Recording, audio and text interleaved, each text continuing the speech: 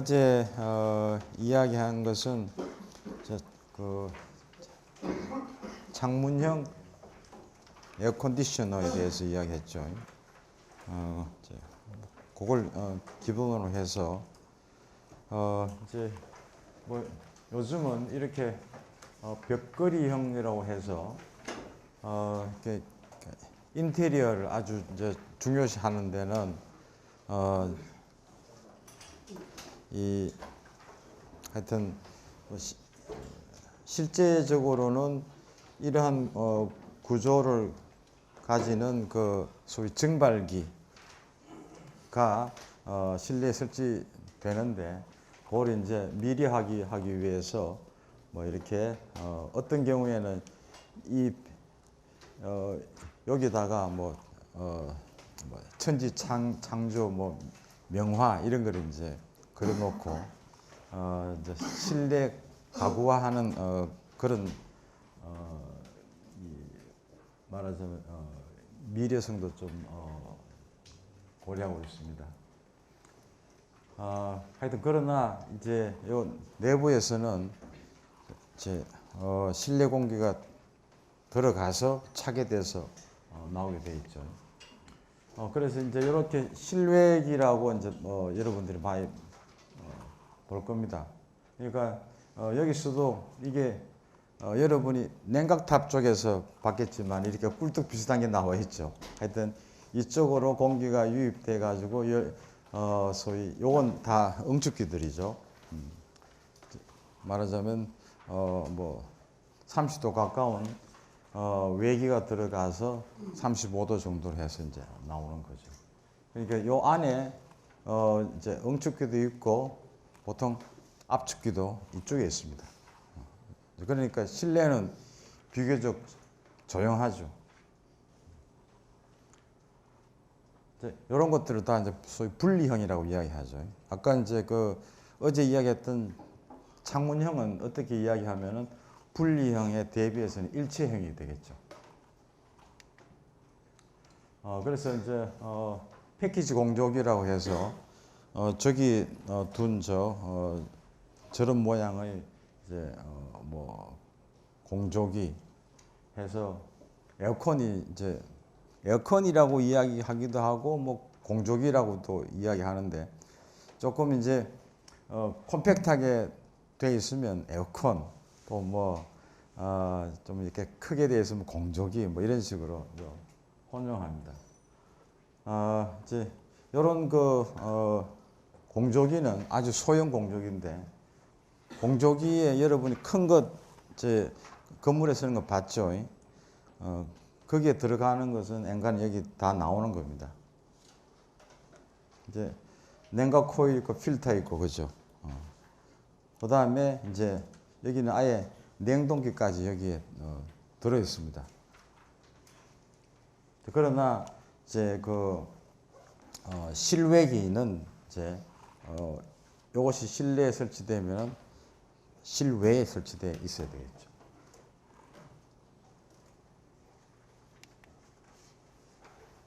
하여튼 실내기로 하면은 이제 조금 큰 패키지형 에어컨에는 이렇게 이제 조금 크게 되어 있고 뭐 이것이 일반 모양이면 이건 좀 더 이제 미리하게 해놓은 거죠. 그래서 이렇게 또 멀티 에어컨이란 말도 씁니다. 이것은 이제 학술적인 용어라기보다는 상업적인 용어죠. 그래서 이제 멀티 에어컨이라고 하는 뭐가 멀티냐 하면은 실내기가 두 대다 뭐 그런 이야기입니다. 그러니까 이것이 실외기인데요. 실외기에 실내기가 하나 두 개 있는 겁니다. 또 뭐 3, 1 해놓으면은 이것도 똑같이 실외기는 하나인데 실내기가 뭐 이렇게 애기방용, 뭐 공부방용, 뭐 거실용 이런 식으로 보통 보면은 이렇게 하지 않으면은 그 아파트 베란다 같은데 보면은 이 실내기가 그냥 몇 층으로 이렇게 서너 개씩 있죠.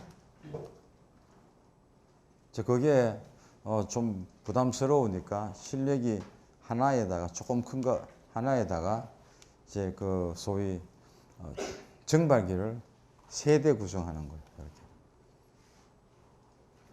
그래서 뭐 이게 어떤 보기에는 뭐 이렇게 그림 같지만 이게 이제 실내기로 되어 있죠. 실내기죠. 또 이제 그냥 가장 쉽게 말하는 것이 사계절 에어컨이라고 하는 건데 이것이 연력학적으로는 히트펌프입니다. 그러니까 이제 뭐 히트펌프라고 그러면은 일반 사람들이 이해를 못하기 때문에 그냥 쉽게 그냥 에어컨은 다 이해하니까 그걸 사계절 뭐 에어컨 이런 식으로 이제 말하자면 상업적인 용어로서 이렇게 썼습니다.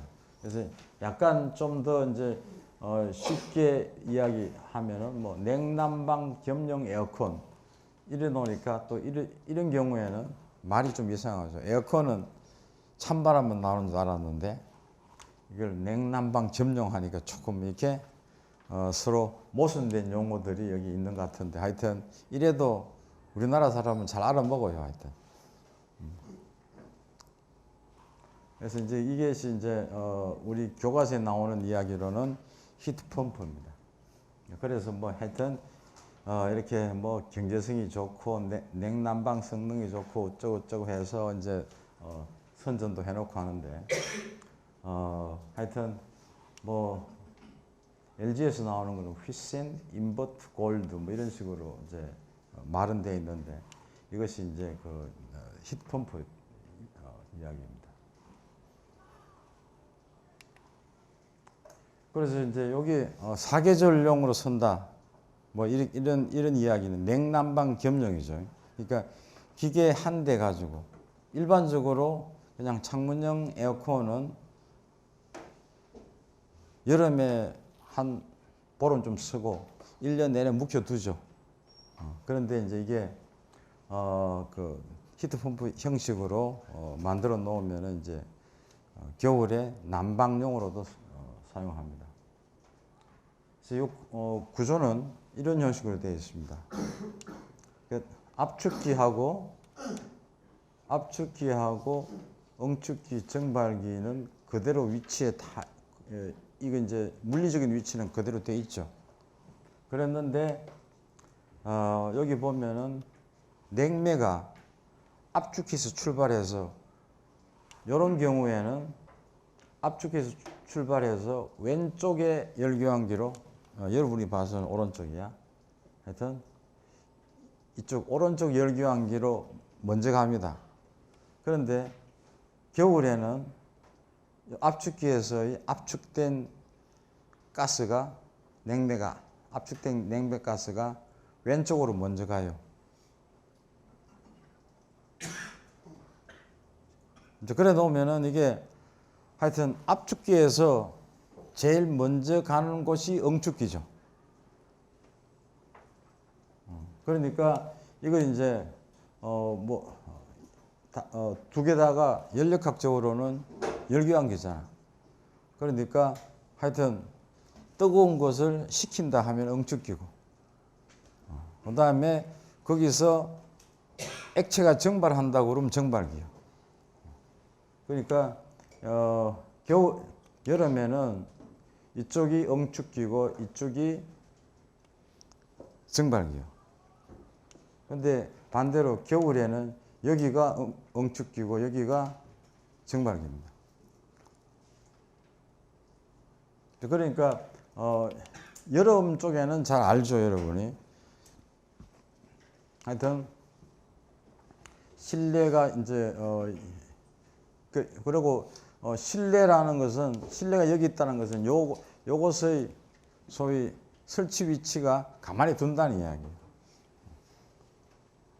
이걸 이제 그 무거운 에어컨을 여름 겨울 해서 이렇게 돌리고 뭐 이렇게 할 수 없잖아. 또 거기에 보면은 이 구리로 된 냉매관들이 다 연결돼 있죠. 그거 마음대로 이렇게 돌리고 이렇게 못합니다. 그러니까 가만히 두고 하는 이야기예요. 하여튼 여름에는 실내에서 시원한 걸 요구하고 겨울에는 실내에서 따뜻한 걸 요구하니까 여름에는 시원한 공기를 공급하려고 그러면은 여기가 정발기라 되고, 그죠? 겨울에는 따뜻한 걸 공급하려고 그러면은 여기가 응축기라 되죠.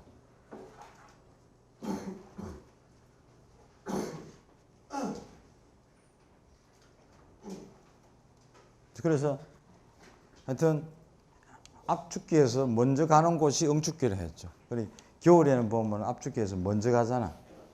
먼저 가서 여기서 응축을 하는 거예요. 즉 실내 공기를 이용해서 응축을 한다. 이 말은 실내 공기에다가 열을 버린다 이런 뜻이잖아. 그렇지만은 냉매로서는 열을 버렸는데 우리는 감사하죠. 따뜻한 공기가 좋으니까.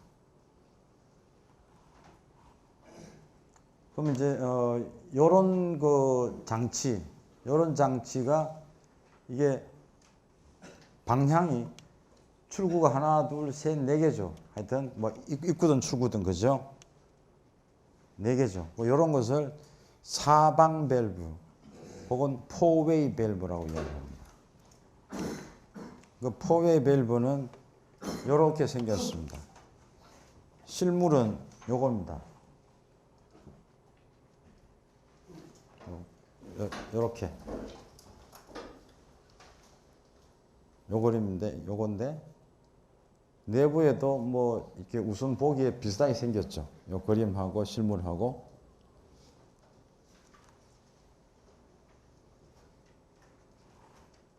그래서 요거는 어떻게 작동되냐 하면은 지금 내가 손으로 쥐고 있는 파이프 이쪽이 컴프레서 압축기와 연결되어 있습니다. 압축기에 연결되어 있고 아까 이제 콘덴사라고 하는 것이 그쪽으로 먼저 가야 된다 했잖아, 그렇지? 그러니까 지금은 이제 우선 여름 쪽으로 생각합시다. 여름에 사용하다가 겨울에는 바꿔야 되니까 여름에는 지금 요것이 이런 식으로 움직입니다. 안에 이렇게 움직이죠.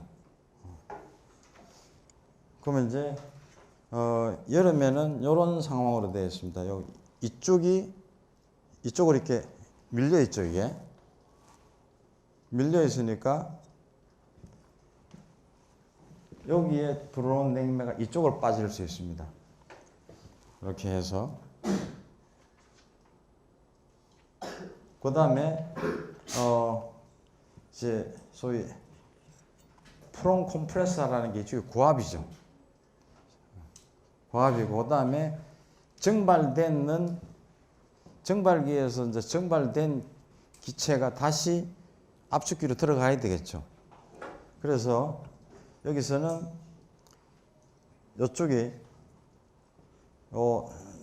이쪽 끝에 있는 것이 정발기로부터의 관이 연결되어 있습니다.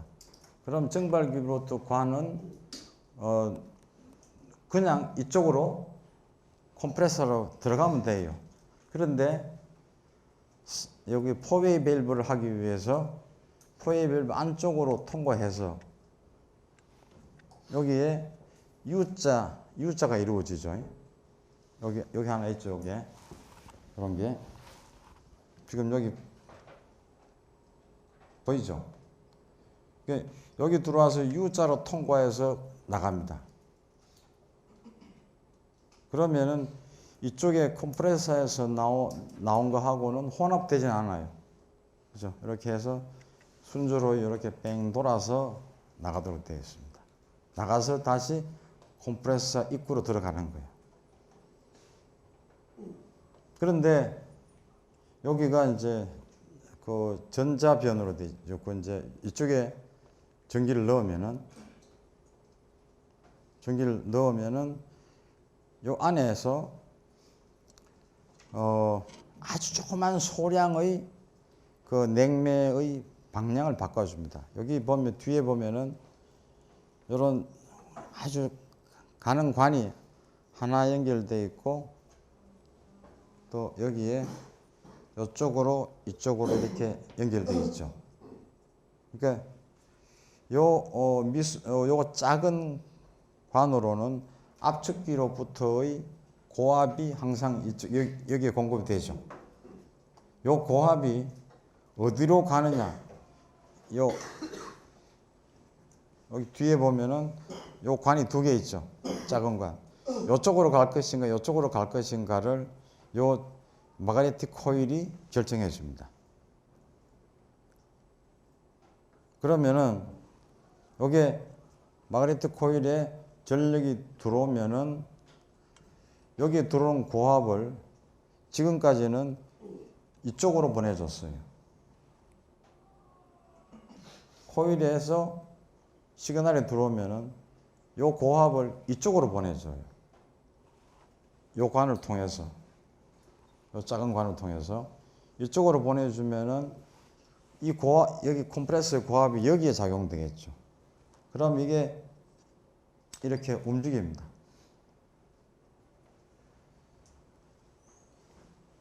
이렇게 움직여 버리면은 컴프레서와 이쪽 세 번째, 요 지금 from evaporator라고 하는데가 직결되죠.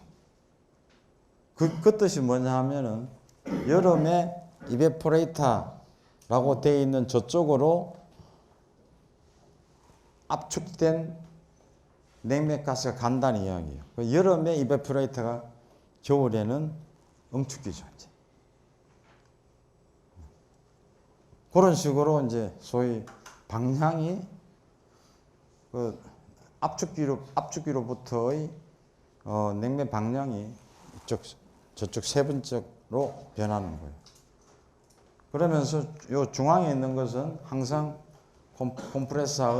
컴프레서로 되돌아가는 라인입니다. 그럼 이쪽에는 뭐냐면 여름에 응축기였던 곳, 그쪽이 증발기겠죠. 이제. 증발기에서 되돌아오는 것이 요걸 무사 통과해서 압축기로 되돌아가는 거예요. 그러니까 요것은 1년에 2번 움직이면 돼요. 그러니까 겨울에 쓸 때는 이렇게 쓰다가 여름 되면은 이렇게 하고 그 다음 겨울 오면 이렇게 하고 이렇게 하는 거예요. 그러면 이것이 포웨이 밸브입니다. 요거 하나 시가로 한 10,000원 내지 15,000원 정도 해요. 근데 이렇게 여러분들이 볼 수 있도록 이렇게 끊어내는 데는 10만 원 들었습니다.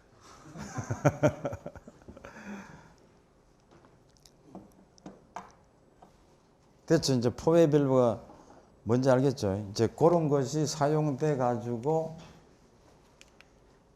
소위 이제 그래픽적으로 이런 식으로 이제 냉매 회로가 바뀐다는 그런 뜻입니다.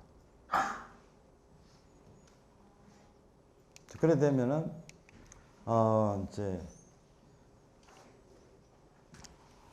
여기에 포웨이 밸브를 여기에 이제 넣었습니다. 넣어가지고 컴프레서가 있고 여기 열교환기가 2개 있는 거예요. 그러니까 이 양쪽 열교환기들이 이제 번갈아 가면서 응축기, 증발기 역할을 이제 하겠죠. 그래 되면은 팽창 밸브는 원래 어디 있습니까? 응축기 지나가지고, 그렇죠? 증발기 들어갈 때 있죠. 그러니까 이게 여름에는 여기가 증발기, 근데 여름에는 증발기였지만 겨울에는 이쪽이 응축기가 되는 건데, 그러면은 방향이 다르죠. 냉매 방향이. 여기서 생각할 때, 여기서는 말하자면 여름에는 이렇게 들어오지만 겨울에는 여기서 이렇게 나가줘야 돼요. 그러면 팽창 밸브가 어디에 있느냐 하면은 여름에는 이게 응축기를 지나가지고 여기 정발기로 갈 때 있어야 되겠죠. 그 다음에 겨울에는 이게 여기가 응축기는 그 응축기를 지나가지고 팽창기로 갈 때 여기 있어야 됩니다. 그런데 이 팽창 밸브라는 것은 바늘구멍이라 했잖아요. 그러니까 그런 것은 보통은 일방향성으로 제어됩니다. 자, 말하자면 한쪽으로만 흘러요. 이제 팽창 밸브를 거꾸로 흐르려면 그 성능이 좀 문제가 됩니다. 그래서 보통 어떻게 하냐면은 체크 밸브를 달아놔요. 아예 체크 밸브를 써서 체크 밸브 뒤에 익스펜전 밸브를 달아놓으면은 이렇게 여름에 이렇게 잘 흐르다가 겨울 되면은 여기서 이쪽으로 냉매가 들어오죠. 냉매 가스가 소위 냉매 액체가 들어오죠. 그럴 때는 이 체크 밸브가 말을 안 듣죠. 여기는 이쪽으로만 흘러라 이거죠. 이쪽으로 못 흐르게 하는 거예요. 그러니까 요 라인은 겨울에는 스톱되고 요 위에 라인이 가동됩니다. 또 다시 여름 되면은 이쪽으로 흐르려니까 요 체크 밸브가 있다가 못 가게 하는 거예요. 그럼 이쪽으로만 흐르죠.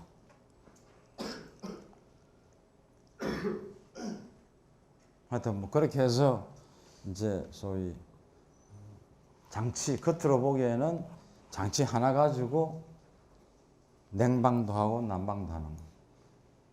그러나 히트펌프라는 고유의 역할은 똑같죠. 히트펌프라는 것이 낮은 곳에 있는 열을, 낮은 온도의 열을 높은 데로 옮긴다. 그런 뜻이니까.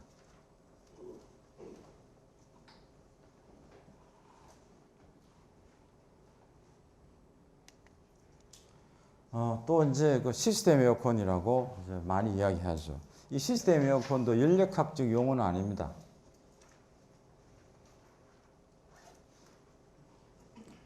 그죠? 우리가 이야기하는 에어컨이죠. 또 이게 뭐 사계절 시스템 에어컨으로 되면 이게 히트펌프고. 근데 이제 이게 우리나라에서 이름을 붙였어요. 시스템이라고. 그리고 우리나라 사람들이 하여튼 어떻게 부르면은 이게 자기들 상품을 잘 이제 이해시킬까 해서 앞에다가 이제 아마 삼성전자 쪽에서 처음에 이름 붙인 것 같아요. 그런데 하여튼 이게 이제 통용이 돼서 그렇게 통용이 된다는 것은 일반 사람들이 그냥 뭐 시스템 에어컨 뭔지 알아먹었으니까 처음에 LG전자에서는 다른 이름으로 부르다가 같이 이렇게 시스템 에어컨이라고 통합하게 되어 있습니다. 하여튼 그것은 이제 뭐 실외기 하나에다가 실외기 그 대신 이제 대형으로 간 거예요. 실외기 하나에다가 여러 가지 실내기를 붙인 거예요. 이래 되면 뭐냐 하면 보통은 에어컨 하면은 기껏 해봤자 저런 스탠드형 조정도만 생각했는데 이제 조금 공조기 저희 공조기 에어 핸들링 유니트 AHU 흉내를 내는 거예요.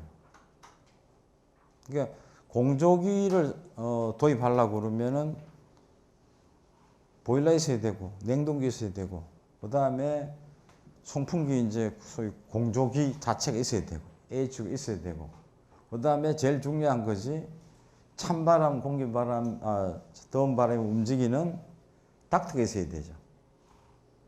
그거는 건물 지을 때부터 고려해야 되죠. 그러니까 요 건물은 저쪽에 저 1호관보다도 오래된 건물이에요. 그래서 이거 지을 때는 천정의 폭이 자, 천정과 슬라브의 폭이 얼마 안 돼요. 이걸 저 실링을 뜯고 위에 올라가서 닥트를 연결하려고 그러면 닥트를 잘 연결할 수 있는 공간이 없는 거예요.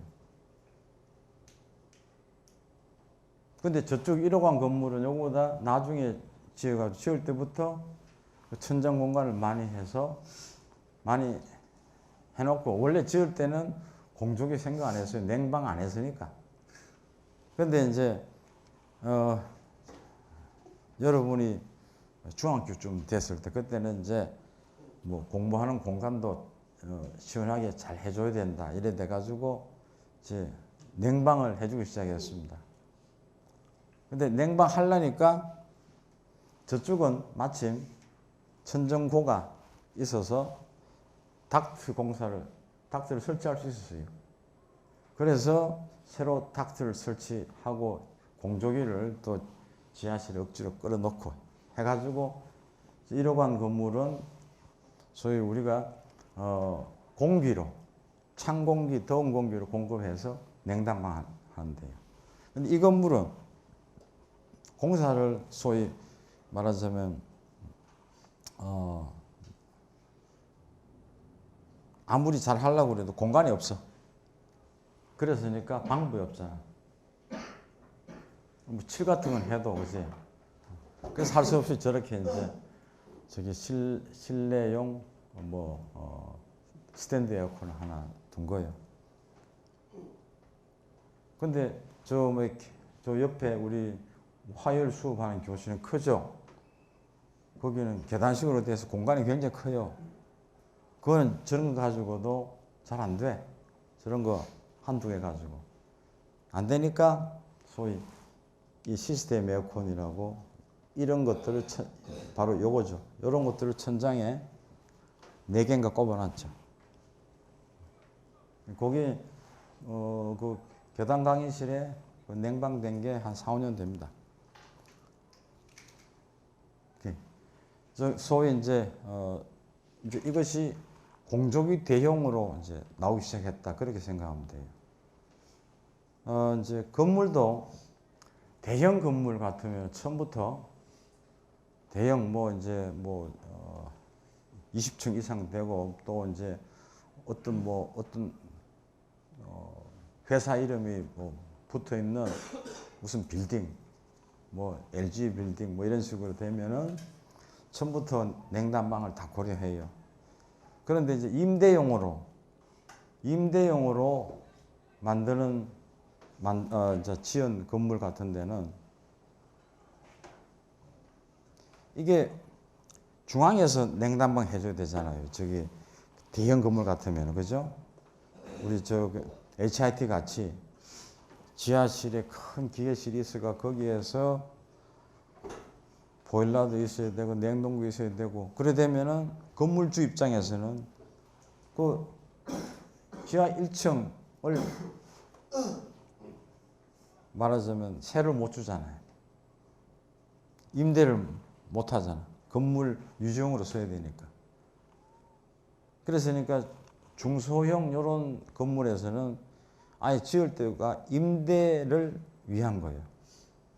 또 그러고 저런 기계실이 있고 중앙에서 냉난방을 다 해주면 관리비가 굉장히 비싸요. 그런데 보통 중소형 건물에 들어오는 임대자가 관리비 많이 낸다고 그러면 잘 안 들어와. 그러니까 건물주는 그냥 뼈대만 만들어주는 거예요. 뼈대 만들어주고 필요한 사람은 자기가 들어와서 냉난방 하라, 이렇게 되어 있어요. 그러면 이제 들어온 사람이 자기는 그래도 좀 이렇게 시원하게 따뜻하게 입고 싶다 하면은 이 시스템 에어컨을 설치하자, 이렇게 하는 겁니다. 이것은 말하자면 자기가 필요로 하는 어떤 규모의 소규모의 공간에는 요거 가지고 잘 하면은 공조기 효과를 낼 수 있게 되어 있습니다. 단 이제 실외기는 어딘가 설치할 장소는 있어야 되겠죠. 그래서 요즘 이제 중소형 건물 짓는 사람은 아예 요 시스템 에어컨 정도는 설치할 수 있게끔 배려를 해서 실외기 공간 같은 것들을 마련해 줍니다. 이렇게. 그래서 이제 실외기는 이렇게 상당히 이제 좀 대형으로 이제 뭐 있고 그쪽에 매달려서 멀티로 이런 종류들의 실내기, 소위 정발기죠. 정발기가 여기 이제 있을 수 있는 겁니다. 근데 이제 여기에서 이게 공조기 흉내를 낸다고 했는데 공조기와 이렇게 시스템 에어컨 형식으로 했을 때 특히 다른 점은 뭐겠어요?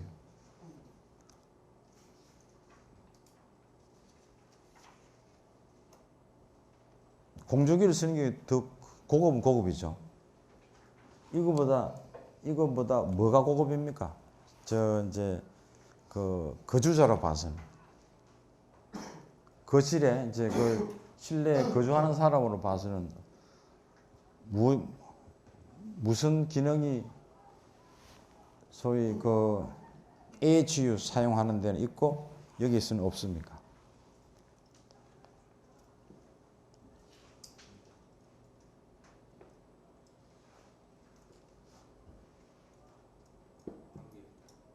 환기, 또 가습, 뭐 이런 건 이건 없죠.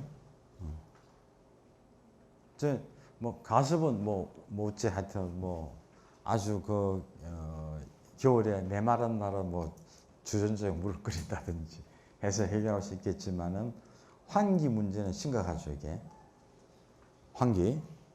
이 방도 사실은 우리가 화요일날 어제 공부하던 방도 그렇고 여기도 그렇고 환기는 안 되는 방이에요. 이게. 그러니까 공부하기 제일 좋은 교실은 저 1호관 쪽이에요. 거기는 환기가 소위 지하실에 HU를 틀면 환기가 계속되게 돼 있어요. 여기는 환기가 안 돼요. 그래서 지금도 뭐 오늘은 졸리는 사람 저 하나밖에 없네. 하여튼 그러니까 아주 둘이다. 하여튼 이런 밀폐된 공간에 환기가 안 되기 때문에 여기에 시스템 에어컨이 있다고 쳐도 졸리긴 마찬가지입니다.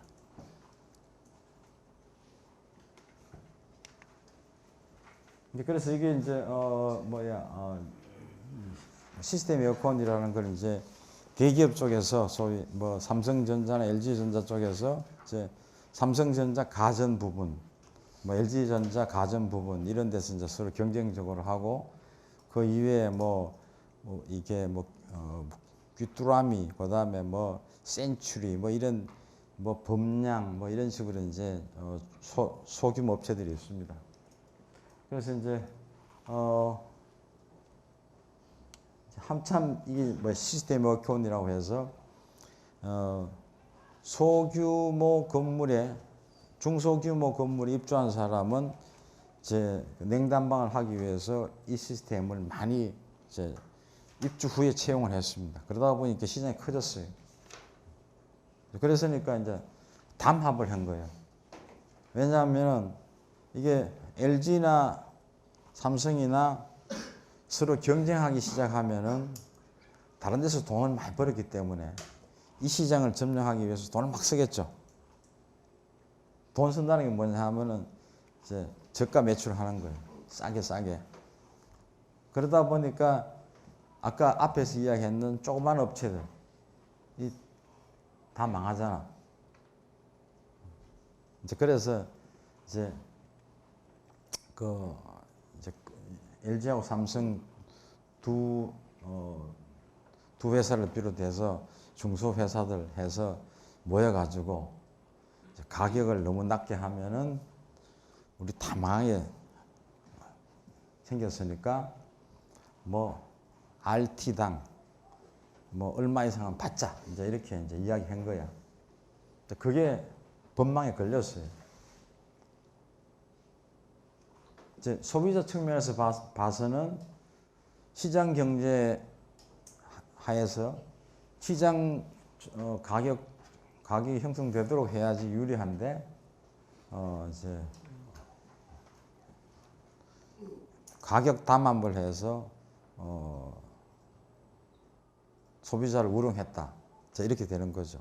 자, 그렇게 해서 뭐 공정거래 위원회에서 이제 그런 걸 소위 벌을 주죠. 그래서 뭐 과징금이 이제 이게 2010년도 이야기인데 뭐 삼성전자가 160억 원, 뭐 캐리어 16억 원 했는데 LG전자는 한 푼도 안 물었어요. 그때 리니언시 제도를 이용해서 감면 신청을 했다 해서 그것이 받아들여져서 LG전자는 한 푼도 안 냈습니다. 리니언시 제도가 뭐죠?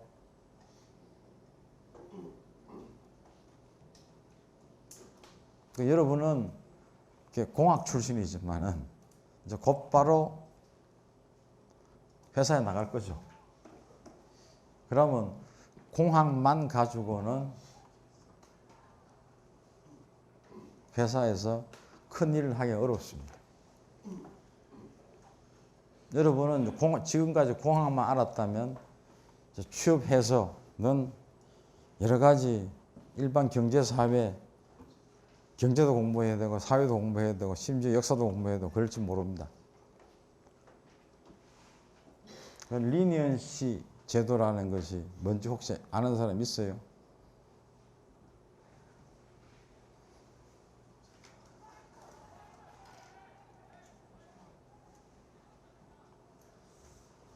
좋아. 그럼 이런 거는 시험 내면 되겠다, 그지? 그러니까 다음 주 시험 낼지도 모르니까 여러분이 리니언시라고 인터넷에 그냥 쳐보면 다 나옵니다. 내가 여기 설명하는 것보다 여러분들 찾아가지고 리니언시 제도가 뭔데 감면을 받았구나 이렇게 해서 공부하세요. 하여튼 리니언시 제도를 이용하면은 벌금이 삭제되는 거예요. 오케이?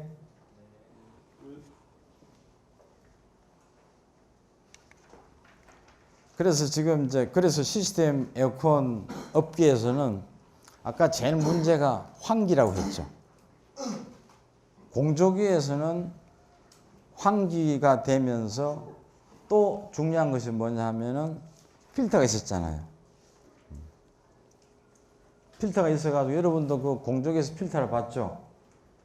필터가 거기 보면은 이렇게 큰 면적 안에 조그만 필터들이 6개인가 이렇게 나열되어 있을 거예요. 그 필터가 이제 좀 매끄워지면은, 먼지가 많이 들어가서 매끄워지면은 이제 갈아 끼울 수 있어요. 그때 이제 완전히 버리고 갈아 끼울 수 있는 것도 있고, 그걸 빼서 물에 씻어가지고 다시 말려가지고 달아 놓을 수도 있습니다. 뭐 그런 종류가, 필터 종류는 많이 있어요. 소위 이제 그런 필터링이 안 되고, 그 다음에 외기가 들어올 수가 없죠. 외기가 들어올 수 없다는 것은 하여튼 실내에 있던 나쁜 공기도 빠져나올 수 없다는 이야기예요. 이렇게 시스템 에어컨으로만 이제 소위 공기 조화를 했을 때. 그랬으니까 추가적으로 여기서는 이제 전열 교환기라고 이런 것들을 시스템 에어컨 업계에서는 도입을 했습니다. 전열 교환기라고 전에 한번 설명을 했죠, 여러분한테. 회전식 전열 교환기. 전열이 무슨 뜻이라고 이야기했죠? 뭐 더하기 뭐죠? 잡열하고 현열이죠, 그죠? 좋아. 잡열이라고 하는 것은 습기죠. 습기. 그 이제 이것도 이런 거예요. 나가는 겨울에 나가는 공기. 겨울에 여기 다음 페이지를 보면 알겠는데 이게 잘 안 보이네. 좀 미안한데.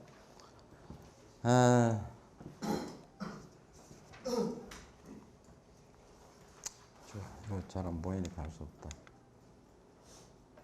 지난번에도 이제 전열 교환기라고 이야기하면서 나가는 공기는 내보내야 되는 공기는 조금 깨끗하지 못하지만 이제 우리 여름으로 따지자. 여름으로 이제 여름 겨울 다르기 때문에 깨끗하지 못하지만 비교적 시원한 공기죠. 여름에. 근데 여름에 우리가 바깥의 공기를 신선하기 때문에 끌어 들어오긴 해야 되는데 뜨겁죠. 그랬으니까 소위 소위 그냥 나가는 냉기를, 그렇죠? 냉기를 그냥 버려야 될 냉기를 들어오는 외기가 그 냉기를 조금 이용하면은 득이잖아. 그런 식으로 해서 여기에 이제 말하자면 배기가 이게 이제 나가는 공기는 여기 뭐 먼지가 있다고 이렇게 점 찍어놔서 하여튼 이런 공기가 여기서 이렇게 빠져나가요. 빠져나가면서 조금 이쪽을 시원하게 할 수 있겠죠. 그러면 외기가 들어오면서 조금 시원한 맛을 다시 받아가지고 들어올 수 있죠. 그러면 이제 여기에 열교환이 되는 거죠. 겨울에는 이제 나가는 것이 좀 더 따뜻하고 습기가 많은 거죠. 따뜻하고 습기가 많은 것이 여기에 열교환기 소자에다가 습기도 좀 남겨두고 온기도 좀 남겨두죠. 그러면 바깥에 영하의 공기가 들어오면서 그 습기도 좀 받고 온기도 좀 받고 실내로 들어오면은 내가 덕이죠. 그렇게 되도록 여기 열교환 소위 전열 소자를 여기 넣어놨습니다. 그 모양은 이런 식으로 되어 있어요. 요거는 이제 폭에 나왔습니다. 폭에 나왔는데 잘 안 보이지만 뭐 이렇게 하면 되겠죠. 여기 여기서 이제 나가면서 수증기까지도 여기에 이제 두고 간다는 그런 뜻입니다. 열도 두고 온기도 두고. 그러면 이제 여기 층층이 이렇게 되어 있는데 아래층에서 나가는 것 같으면 위층이 들어오는 쪽이에요. 그걸 어떻게 만들 수 있냐면은 이 그림이 이 판 때문에 안 보이는데 하여튼 열교환기 도입이라는 그 그림에 보면은 소위 직교류입니다. 이게 들어오는 거와 나가는 것이 직교하게 서로 마주치지는 않는데 1층에서는 좌우로 빠져나가고 2층에서는 말하자면 전후로 빠져나가는 거예요. 그럼 1층과 2층 사이에 이 슬라브가 있겠죠. 이 슬라브가 말하자면 어떤 합판 같은 걸로 되어 있어 가지고 열도 빨아들이고 습기도 빨아들이는 거예요. 그렇게 이해하면 되겠죠. 그런 식으로 해서 이렇게 판형으로 해서 전열 교환기를 전열 교환기가 구성되어 있는 것을 시스템 에어컨에서는 많이 이용합니다. 그런데 이제 이런 것들은 시스템 에어컨 살 때는 옵션이에요. 근데 이것이 들어가면은 가격이 비싸질 거죠.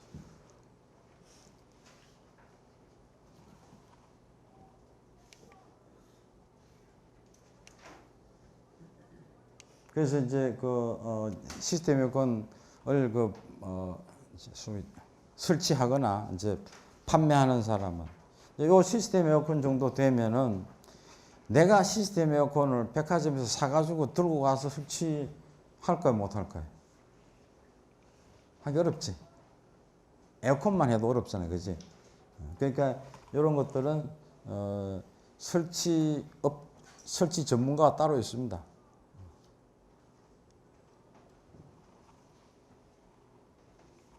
그래서 보통 이제 설치 전문가들은 이제 설치해 주면서도 돈 받지만은 그 LG전자나 삼성전자에서도 많이 후원을 받죠. 왜냐? 일반 사람들 잘 모르잖아. 시스템이 없고 말만 들었지, 그지? 그러니까 자기가 용량도 모르겠고 뭐 형식도 모르겠고 하니까 설치 주문하는 용역업자들한테 설치해 달라고 하면 용역업자가 뭐 캐리어 걸 살 거냐, 뭐 삼성 걸 살 거냐, LG를 살 거냐 선택할 수 있는 권한이 생기죠. 이렇게 뭐 그런 식으로 이제 소위 뭐라 그러냐 먹이 사슬들이 연결되어 있습니다.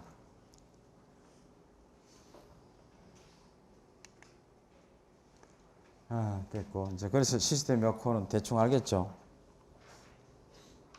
그러니까 뭐 시스템 에어컨 설치됐다고 해서 아주 고급이다 생각하면 안 돼. 아주 고급은 HIT나 여러분 저 1호관 교실 저게 고급입니다. 그 다음에 이동식 에어컨이라고 이런 거 봤죠? 어디 가서? 주로 여러분들 어디 가서 봤지? 고속도로 휴게소 이런 데서 봤지? 여름에. 그렇지? 요게 하여튼 이쪽에 얼굴을 갖다 대면 시원하죠?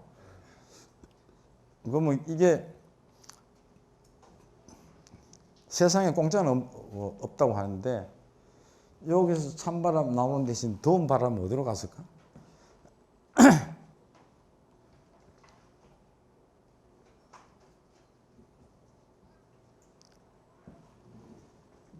찬바람이 있다는 것은 정발기가 있다는 이야기죠. 그죠? 정발기가 계속 가동되려면은 응축이 있어야 되죠.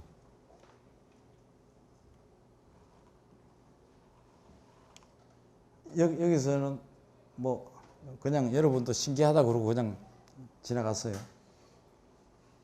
요거는 가만 보면 어디에 설치되어 있나 하면은 빵 굽는 사람 얼굴 근처로 이것이 이렇게 방향이 되어 있습니다. 그 사람만 어떻게 하든지 시원하게 해준다는 거예요. 이게. 그 사람 얼굴만, 그렇죠? 그러면 이 뒤쪽으로는 더운 바람이 나가고 있어요.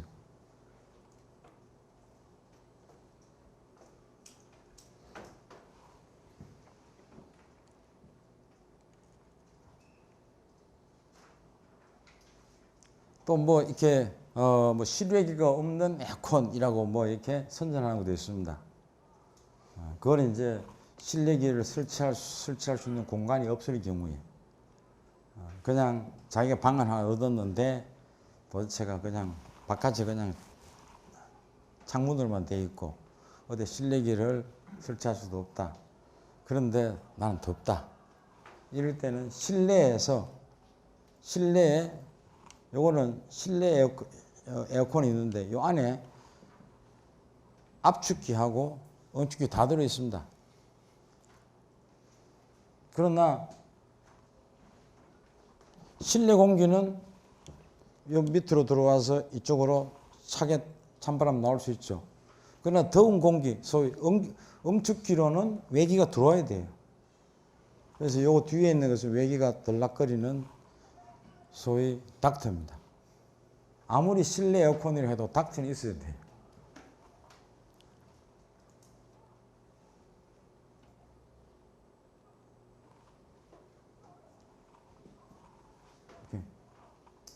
하여튼 이동식 에어컨이라는 게 그런 것이 이제 선전이 나오는데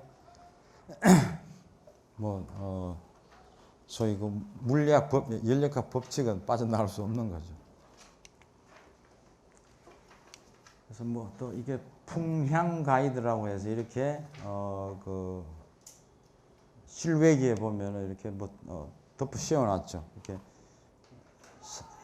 이게 실외기가 지나가는 행인의 뭐 머리 쪽으로 오면은 아주 불쾌하죠. 이렇게 위로 가라고 이렇게 풍량 가이드로 이렇게 해놓은 것도 많고, 또 뭐 이제 에어컨에서는 정발기에서는 항상 응축이 일어나죠. 그죠? 아니지. 그래. 정발기에서는. 정발기 온도 자체가 낮잖아. 그지? 그랬으니까 그 공기의, 실내 공기의 노점 온도보다 낮는 경우가 대부분이라서 항상 응축수가 생깁니다. 그래서 응축수는 이렇게 모아가지고, 모아놨다가 그냥 자연적으로 밑으로 흐를 수 있으면 좋은데, 뭐 이런 게 위치가 지하실이다. 그러면 물이 응축수가 갈 데가 없잖아. 그럴 때는 요 펌프가 있어가지고 펌프를 밀어 올려가지고 응축수를 바깥으로 내보내줘야 됩니다. 그다음에 뭐 에어컨용 멀티 튜브라고 하는데 그 튜브가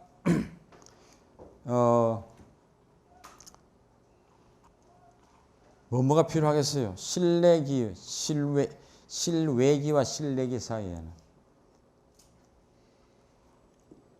냉매 가스도 움직여야 되겠죠. 또 냉매 액체도 움직여야 되겠죠. 그래서 액체 움직이는 관은 조금 가늘고 가스 움직이는 관은 조금 굵습니다. 그 다음에 여기 전력선도 한전에서 오는 메인 전력선이 있어야 되겠죠. 그 다음에 또 실내기에서 조작을 해가지고 우리는 보통 이걸 조작하잖아. 그치? 리모컨으로 조작하면은 그 조작 신호를 실외기의 모터로 또 보내줘야 되겠죠. 그럼 또 여기 선이 하나 더 필요한 거예요. 그래서 이런 식으로 이제 항상 뭐 겉으로 봐서는 이제 튜브 하나로 보이지만 안에 저렇게 냉매관하고 전선이 들어가 있습니다. 그다음에 여객 열차 같은 뭐 KTX나 무궁화호 이런 거요. 전철하고 여객 열차는 조금 냉난방 방식이 다릅니다. 여객 열차는 장기간 우리가 이제 타는 거죠, 보통. 문이 한 번 닫히면 두 시간씩 가고 이런 거죠. 그래서니까 여객 열차도 환기를 잘해줘야 돼요. 저게 그 소위 열차 운행 기관사들이 이런 걸 그 소위 열차 내부에 환기를 잘못하면은 사람들이 다 머리 아프다고 그래요. 여행하고 나니까 기차 한번 타고 나니까 머리가 아프더라 하는 것이 주로 환기를 빼먹어서 그래요. 그래서 이제 열차에도 이제 보통은 여기 이제 중간쯤에서 여기 이제 사람 머리 이렇게 앉으면은 이게 팔꿈치 위치에서 이제 공기가 이렇게 나가고 이제 그래가지고 이 바닥 쪽으로 들어가서 이렇게 순환하게 되어 있습니다. 그래서 소위 그 공조기 역할을 하는 것이 열차의 바닥에 하부에 설치되어 있습니다.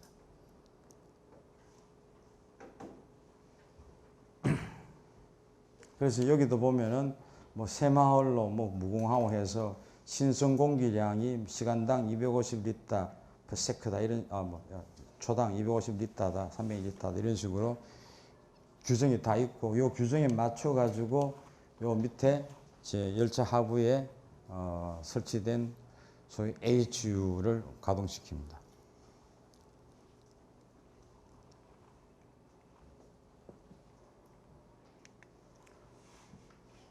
대신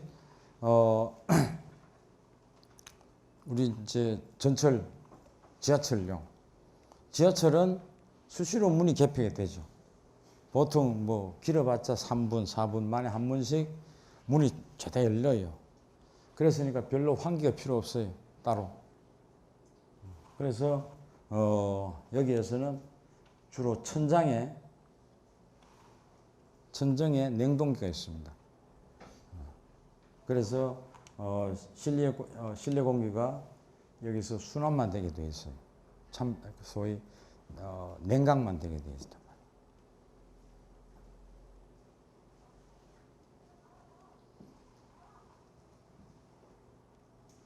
난방은 전동체 난방은 따로 이제 다른 것으로 해서 이 바닥 쪽에 난방기가 따로 있습니다.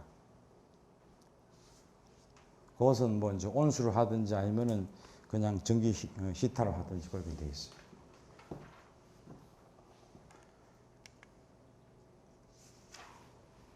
자동차 공조 시스템은 전에 한번 이야기하지 않았나? 했지? 요거 넘어가면 되겠다. 그리고 뭐 하여튼 또 뭐 내원수, 음료용 내원수기 이런 것도 있는데 이런 것은 이제 여기 보면은 이제 물탱크가 위에 우리가 이제 뭐 일반 수돗물이 올 수도 있고 이렇게 큰 물통을 얹어 놓을 수도 있습니다. 그것이 냉수 탱크가 있고 온수 탱크가 두 개 있어요.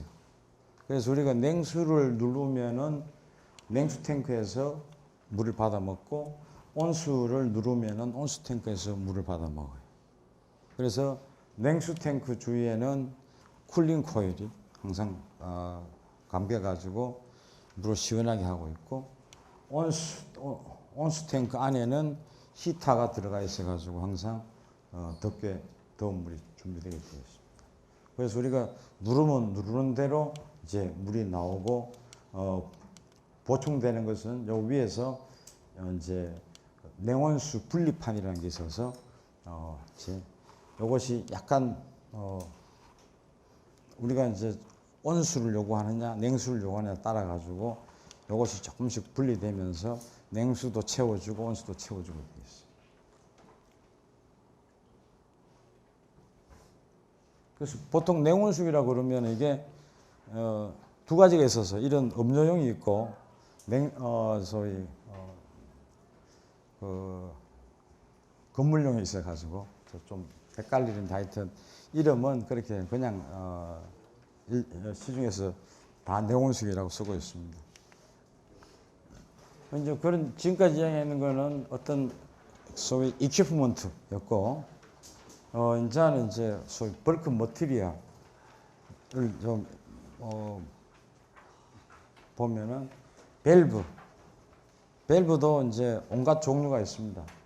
그래서 여기도 보면은 이름이 게이트 밸브, 글로우 밸브, 뭐 수도 앵글 밸브, 보온용 밸브 해서 각가지 이런 밸브가 있죠.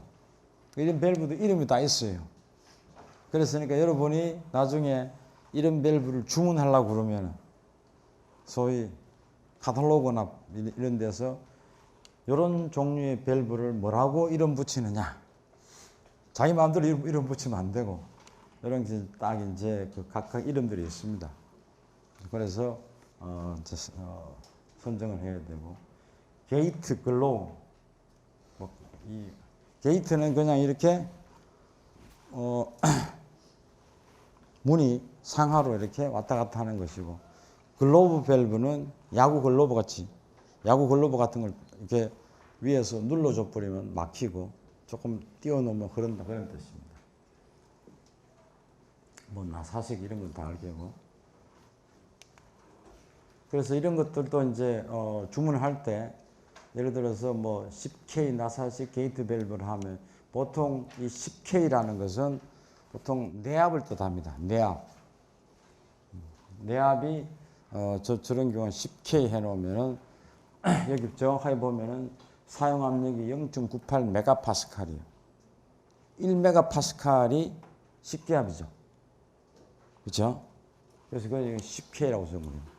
10 앞에 붙었으면 10기압짜리. 그러니까 20기압, 압력 20기압 정도 될 것 같은데 10기압짜리 썼다가는 터지는 거예요.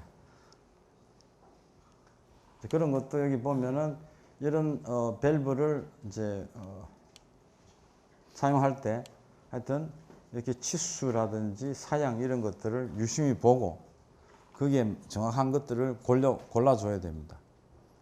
이런 것들이 설계자가 하는 일이에요. 그냥 뭐 밸브다 이렇게만 써놓으면 모르죠. 어떤 밸브인지. 그러니까 어떤 뭐 내압이 얼마고 뭐고 해서 참고용으로는 뭐 무슨 회사 뭐 모델 몇 번까지 써주면 좋죠. 보통은 그렇게 쓰지는 못하게 되어 있어요. 설계도에는. 왜냐하면 그것은 오해해서 할 수 있죠. 그 회사에서 향응을 받았구나 이렇게 될 수 있으니까 하여튼 객관적으로 이제 규격은 써줘야 되겠죠. OK라고 했으면 이건 5기압 견디는 거예요. 그래서 이제 여러 가지 이제 보면은 이렇게 치수 같은 것도 다 제조자가 다 공개를 합니다. 그럼 이런 치수 같은 거 알아야지. 예를 들어서 이렇게 돼 있는데 여기 손이 들어갈 위치 공간이 없으면 안 되죠. 뭐 그런 것까지도 다 이제 고려해야 되는 거죠.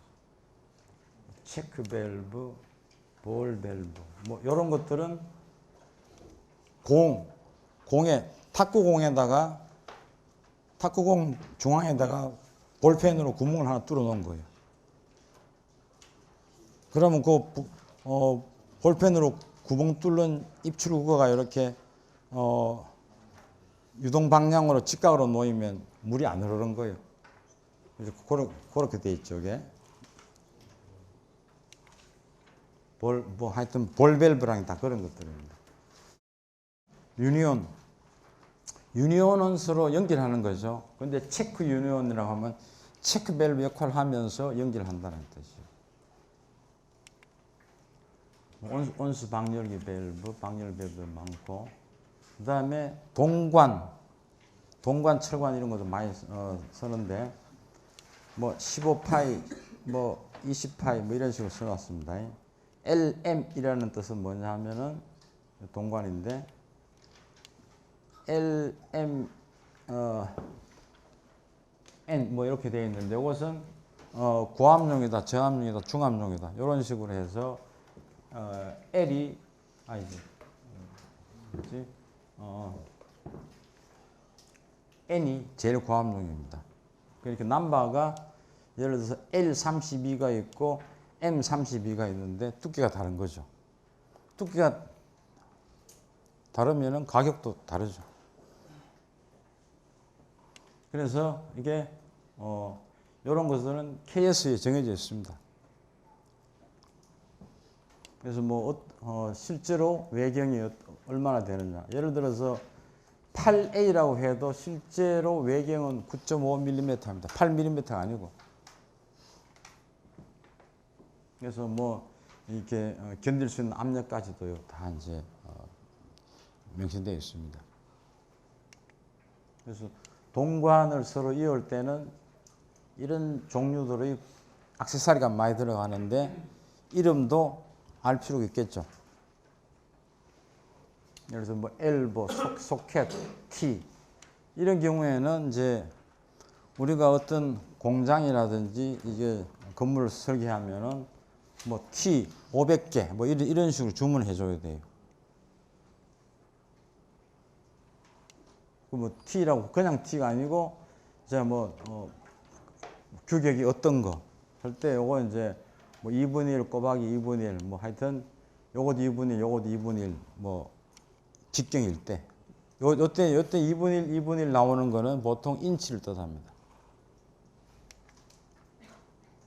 프렌즈 조리법 이런 것도 있고 PVC도 요새는 이제 위생용으로 많이 쓰죠. 압력용이 아닐 때. 그래서 이때는 뭐 소켓, 곡관들도 여러 가지가 이제 Y관 뭐 이런 여러 가지 종류들이 있습니다. 그 PVC 이용관 같은 것은 뭐 접착제를 어떻게 이용해야 된다. 그런 것도 규정이 다 있습니다. 물론 여러분들이 접착해서 배관할 건 아니지만은 이제 나중에 검사 요원이 될 수도 있겠죠.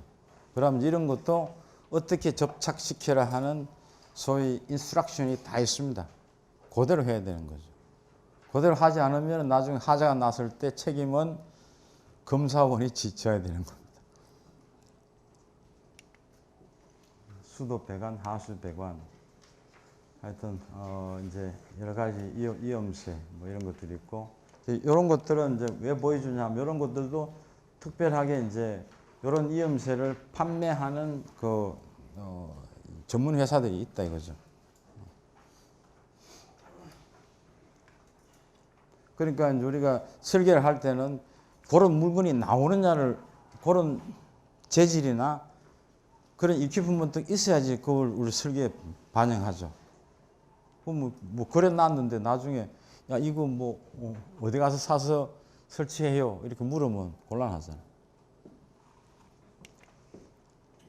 좀 이염법도 있고, 또 이제 뭐 조인트 같은 것들이 이렇게 관과 관을 이을 때 저걸 일일이 용접하고 하려면 인건비가 많이 듭니다. 그래서 좀 쉽게 이렇게 그냥 탁탁 그냥 손으로 딱 밀어 넣으면은 뭐 10겹 정도는 견딘다든지 그런 조인트도 있습니다. 여러 가지 이제 뭐 형태가 있어서 오링이 어떻고 해서 이런 또 이 용접하지 않고 뭐 나사식도 아니면서 완타치로 이렇게 딱딱 끼워 가지고 배관할 수 있는 것도 있습니다. 뭐 파이프 연결 부속도 이제 여러 가지가 있고, 오케이 대충 뭐 이렇게 해서 파이프도 PV 파이프 이제 소위 PVC 파이프죠. 그런 것도 이제 종류가 다 이제 두께, 뭐 외경, 뭐 이런 식으로 해서 다 나와 있습니다. 연결 부속. 이렇게 이제 그래가지고 이제 이퀴프먼트하고 이런 소위 벌크 머티리얼은 뭐 한 번 살 때 100개, 200개 산다는 그런 뜻이에요. 파이프도 하여튼 뭐 몇 미리 관, 몇 메타 이런 식으로 이제 대량으로 이제 구매하죠. 이렇게 구매하고 장치를 그렇게 선정해서 소위 공사 준비를 하는 거예요. 오케이. 오늘 질문 있어요? 오케이, 오늘 수업 마치겠습니다.